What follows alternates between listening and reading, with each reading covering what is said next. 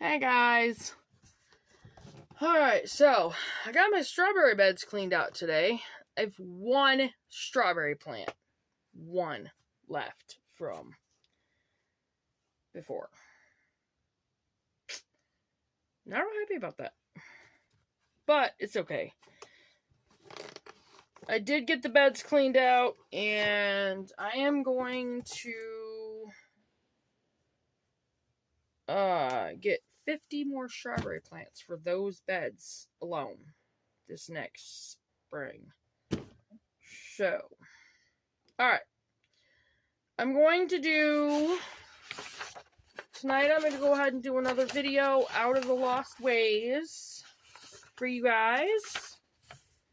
Remember, it's this right here, The Lost Ways. Pretty awesome book, you guys. Alright, so this one is an actual it's dark, so I can't do a how-to video. But I will gather what I need, okay? And I will set this specific thing up so you guys can see it. Alright. This one is called How the Early Pioneers Built the Self-Feeding Fire. Okay. Some native people... Oh, this is by James Walton. No, it's not from the Waltons TV show. LOL. Some native people suggest that one should test how cold the hands are by touching the thumb to the little finger of the same hand. As soon as you cannot carry out this exercise, you are reaching a dangerous state of incapacity, and you should immediately take steps to warm up. Spanning some 300 years from the first contact of settlers in Jamestown, pioneers have explored their way across this massive continent. The pioneers pushed westward and touched every part of this great land. Farmers, fur traders, miners, and surveyors all played a crucial role in expanding the nation. All that said, these men were not staying at the Holiday Inn during their explorations. Pioneers were surviving out in the elements. Whether summer or winter, these brave men and women forged on against the worst the North American climate could throw at them. On this nasty road, self-reliance was everything.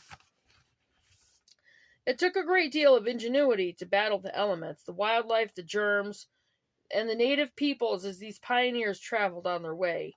Things like sewing, weaving, canning, and gunsmithing were skills that simply had to be learned when you were surrounded by thousands of miles of hostile wilderness. Of course, they paid special attention to the survival basics, and water, fire, and shelter were prioritized above all else. The self-feeding fire was the pioneers' answer to getting some sleep at night and not having to constantly tend to a typical campfire. This method of creating a fire utilizes the power of gravity to feed the fire fresh logs. These logs are stacked over one another on two small ramps that roll the logs into one another. The ramps are held up by two large braces, and the whole structure is bound together by paracord. What you'll need: 4 small tree trunks or large straight tree branches about 5 foot in length. 4 branches or smaller trees that will support the larger branches. 2 branches about 2 feet long that will be used in your bracing structure. 8 large 3 foot long sections of tree trunk, preferably hardwood. 2 small pieces of wood to space your starting logs. 50 yards of 50 by 50 cord. Oh, it is raining. Plenty of dry kindling and a shovel. The first step in the process is to gather your materials to build the structure itself. Be sure that the materials you gather or cut down are sturdy and strong, as the structure will be holding some serious weight. Look for the similar sized tree trunks or freshly fallen trees to create the V shape, like this.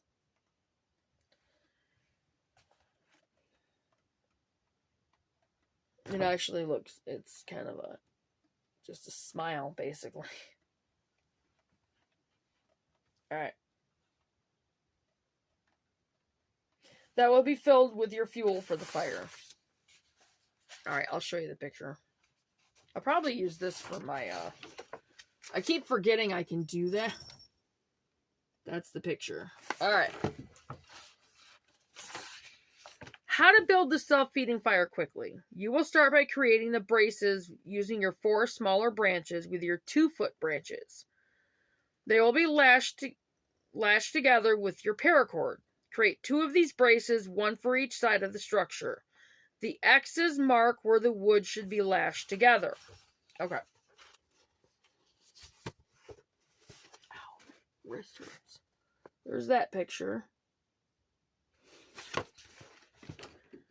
Lash the 4 larger tree trunks, 2 to each brace. These become the ramp on which your fuel will sit and roll. See that? Right there. For maximum stability, be sure to bury each brace underground. Add your logs to the ramps. Okay, see the top picture right there? Be sure to space your first 2 logs with a couple smaller sticks before filling in the kindling areas. This will create critical airflow. I mean, that's important with any fire. Wood stove, fireplace, outside cooking, anything. To light the fire, place your kindling in the area marked kindling above. Do not remove the spacers that you have put in place. Allow them to burn away as well. Success with your kindling will mean that your first 2 logs are burning tight against one another. It may not be a roaring flame, but there will be an assuring orange glow that will burn for hours. And that's important. If your fire smolders out before the main logs start burning, all is not lost. The quick fix is to space your logs again with a couple new sticks and fill in the areas with new kindling again. We are not pioneers, nor are we left to their challenges. So if you are really struggling, help this thing along with some kind of accelerant. The self-feeding fire will easily burn for 8+ hours, allowing you a great sleep without stoking flames and adding logs. This forgotten skill is a testament to what the human race is able to derive from adversity. It's not as easy as throwing together a quick campfire, but I can promise you when you wake up warm to the sun creeping over the horizon and a fire still burning for breakfast, it will all be worth it. Tips. Build your base of sturdy materials and don't skimp on your paracord. Be sure to bury all of the legs of your structure that touch the ground. The early stages of the fire will be all about oxygen, so provide airflow. Use several sizes of kindling and distribute it throughout the length of the first 2 logs. When in doubt, use an accelerant. Alright, and that was all for that one. And I'm going to go ahead and get off from here, and I'll get this up there, and I might even do another one. So, yeah, anyway, so I did get my raised strawberry beds cleaned up today, and added more compost in front of Tim's trailer. So, I'm just going to keep building compost in front of his trailer. And maybe on the side of his trailer. I might just bury his trailer in it. I don't know. So, anyway. I made breakfast for us outside. I burned some really nasty wood and stuff that I needed to get rid of. Anyway. So, we had a pretty good day today. Got another area in the dining room cleaned out in the house. So, doing pretty good. Anyway, I'm going to go ahead and get off from here, and I'm going to get this uploaded, and I will see you guys in the next video. Bye, guys. Remember to check your subscriptions, and welcome new subscribers, and I'm going to get busy on new subscriber packages. I need to start collecting up on mugs, plain mugs, so I can paint them.